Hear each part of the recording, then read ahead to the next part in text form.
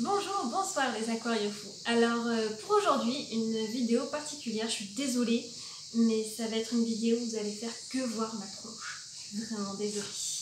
Ce coup-ci, je ne vais pas vous faire une démonstration sur comment planter les plantes d'aquarium ou comment les fixer sur une racine ou autre. Ce coup-ci, ça va être une vidéo explicative sur les fruits d'aume. Parce qu'on vous parle beaucoup des fruits d'aume à utiliser dans les aquariums, mais tout le monde n'a peut-être pas compris l'utilité et l'importance que ça pouvait avoir. Donc, on va vous parler que de ça, enfin je vais vous parler que de ça pour toute la vidéo. Du coup, vous allez voir ma tête pour toute la vidéo. Donc, toutes mes excuses et soyez indulgents. Merci beaucoup. Du coup, on attaque direct. En moins, j'ai pas de coupure à faire, c'est sympa. Du coup, le fruit d'aune, c'est un peu comme la catappa, c'est ce qui va remplacer si on n'a pas.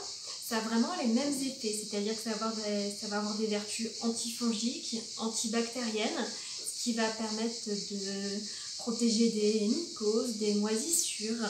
Ça va aussi protéger les œufs, pour si vous avez des œufs, les voiles de vos poissons. Ça va aussi faire baisser le pH. Si vous avez un KH qui est suffisamment bas, il faut avoir un KH de maximum 4 quand même, pour que ça puisse jouer sur le pH. Mais pour vous donner une idée, si vous mettez à peu près 2 fruits d'aune pour 15-20 litres, ça va vous le baisser de 1 degré le pH quand même. Donc ça a quand même un effet assez puissant, on va dire. Mais c'est aussi un très bon support bactérien. C'est-à-dire que dans les petites aspérités, il y a plein de micro-organismes qui vont pouvoir s'y mettre, et ça, les crevettes vont en raffoler et pouvoir manger grâce à ça. Ce qui est vraiment pas mal. Et ça va aussi aider à leur mue.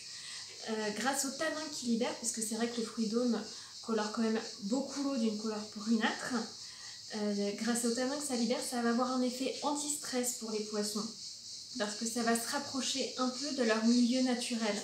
Donc pour tout ce qui va être poisson asiatique, amazonien, c'est vraiment l'idéal. C'est pas toujours esthétique. Moi perso, j'aime bien un aquarium avec du tanin. Je vais vous en montrer un peu, parce que là j'en ai un peu autour de moi. Bon, il y a des fruits d'aume dedans, ici par exemple, mais vous ne le voyez peut-être pas, et là ça colore pas beaucoup, parce qu'après 1 ou 2 mois, les effets se perdent. Vous pouvez quand même laisser les fruits d'aune après 1 ou 2 mois, parce que ça fait un support bactérien, un support micro-organisme, donc vous pouvez les laisser et en rajouter, ou alors retirer et en remettre d'autres. Donc je vous ai quand même parlé de pas mal de choses là déjà. Au niveau du dosage, c'est une question que beaucoup se posent et qu'on ne trouve pas forcément quand on cherche sur internet. Il faut compter un fruit d'aune pour 10 à 20 litres. Alors avant de le mettre, ne le faites pas à l'aveuglette s'il vous plaît. Testez vos paramètres, testez votre pH, testez votre KH. Parce que si vous voulez l'utiliser pour faire un traitement, par exemple pour un bêta, vous mettez votre bêta en bac hôpital avec du sel, là vous n'aurez pas trop de soucis parce qu'il faut une eau acide. Par contre, si vous voulez l'utiliser pour baisser légèrement votre pH, il faut savoir de quoi vous partez, que ce soit en pH comme en GH. Donc vraiment, ne le faites pas à l'aveuglette pour pouvoir mieux doser. Ou alors vous faites à tâtons, vous testez au fur et à mesure, vous commencez à mettre un fruit d'aune pour 20 litres, et puis après vous voyez si ça suffit, vous remettez, vous y allez au fur et à mesure, quoi. Ensuite, quand vous les ramassez, ça se trouve en bord de rivière, sur un aule. C'est assez marrant quand même, le fruit d'aune se trouve sur un aule. Normalement, c'est plus près des rivières, des cours d'eau. Ça arrive d'en trouver en forêt, mais c'est plus courant. Bien les ramasser secs, surtout. Ne pas ramasser vert, c'est comme les feuilles. Donc j'en mets à côté de moi un sac plein. Voilà. Ça va ressembler à ça. Hop. Ça va être comme ça. Donc ramasser directement sur l'arbre, idéalement, comme ça il y a moins de bactéries, de maladies dessus. Il n'y a pas besoin de les faire bouillir, parce que de toute façon, si vous les faites bouillir, vous allez perdre le tanin qu'il y a dedans, ce qui serait dommage, parce que ça contient de l'acide humique et de l'acide tannique. Et si vous faites bouillir, vous allez perdre une bonne partie de ça. Donc il vaut mieux bien les rincer. Et si vous avez peur qu'il y ait des bactéries, vous passez 30 secondes au micro-ondes ou alors quelques minutes au four à plus de 100 degrés. Et c'est amplement suffisant, comme ça, ça tue les bactéries qu'il y a dessus. Je vous ai parlé de pas mal de choses. Qu'est-ce que j'ai pu oublier encore? Donc si vous avez besoin de traiter un poisson, par exemple un bêta qui a une pourriture des nageoires, des points blancs ou quoi, ça va très bien marcher avec du sel, donc du gros sel de Guérande sans ajout d'iode. Ça c'est l'idéal, 5 à 6 grammes à peu près de sel par litre. Si vous faites un traitement prolongé, si vous faites un traitement choc, c'est pas la même chose.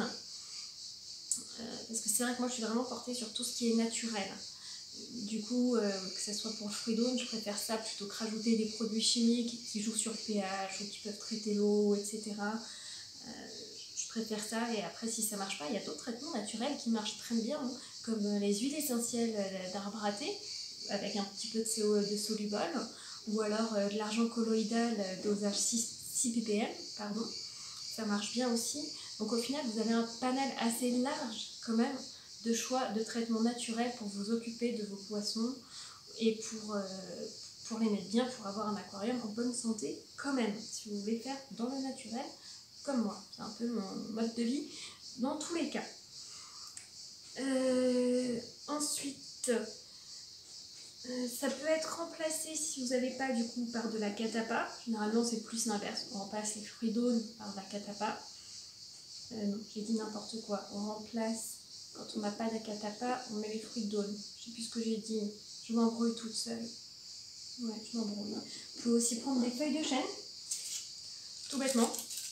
En plus c'est bien, c'est simple, c'est tout rapide, c'est gratuit, donc c'est vraiment mais génial. Vous avez aussi les feuilles de charme qui sont aussi efficaces que la catapa, qu'on peut trouver par chez nous, et ça colore l'eau plus rapidement. Vous avez l'effet antifongique, antibactérien qui sera encore plus rapide, ce qui est génial.